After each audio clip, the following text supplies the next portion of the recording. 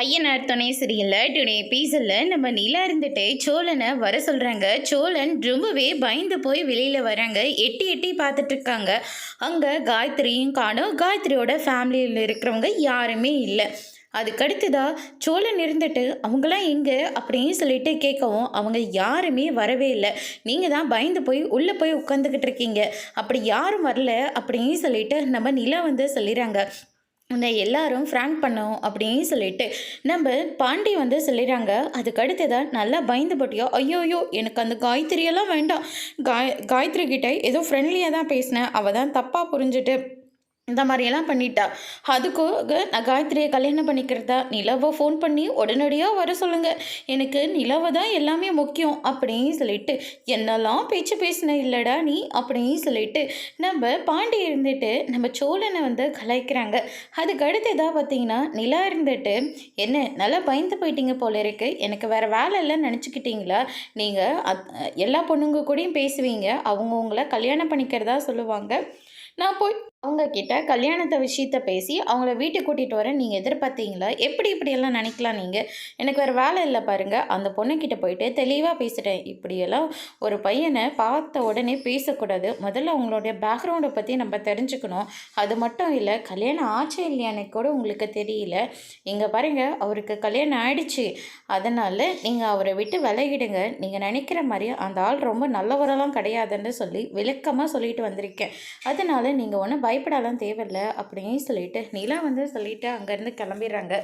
அதுக்கு அடுத்ததாக சோழனோட ஆட்டம் பயங்கரமாக இருக்குது. பார்த்தீங்களா, இப்போ கூட அவள் என்ன வார்த்தை சொல்லிட்டு போனாள், கல்யாணம் ஆயிடுச்சு அவரை விட்டுருங்க அப்படின்னு சொல்லிட்டு எவ்வளோ இதாக பேசிட்டு போனால அப்படின்னு சொல்லிட்டு சோழன் வந்து சொல்லிக்கிட்டு இருக்காங்க. இது எல்லாத்தையும் நிலா வந்து கேட்டுக்கிட்டு இருக்காங்க. நிலாவை பார்த்த உடனே சோழன் வந்து அப்படியே பம்பி போய் நிற்கிறாங்க. சாயங்காலம் நம்ம 2 பேரும் கொஞ்சம் வெளியில் போகணும், வரீங்களா அப்படின்னு சொல்லிட்டு கேட்கவும், கண்டிப்பாக வரேங்க, இப்போ கூட வரேங்க அப்படின்ற மாதிரி சொன்ன உடனே சாயங்காலம் வந்தால் போதும் அப்படின்னு சொல்லிட்டு நிலா வந்து சொல்லிடுறாங்க. அதுக்கு அடுத்ததான் நிலா இருந்துட்டு பல்லவனோட அம்மாவை எங்கே பார்த்தாங்களோ அங்கேயே கூட்டிகிட்டு போய் காரை நிப்பாட்டுறாங்க. என்ன விஷயமா இங்கே வந்திருக்கோம் அப்படின்னு சொல்லிட்டு கேட்கவும், நான் ஒரு விஷயம் சொல்லுவேன், அதை நீங்கள் யார்கிட்டையும் சொல்லக்கூடாது. நான் பல்லவனோட அம்மாவை பார்த்தேன், கொஞ்ச நாளைக்கு முன்னாடி ஆஃபீஸ் டைம் முடிஞ்சுட்டு வெளியே வரும்போதும் அவங்கள பார்த்தேன்.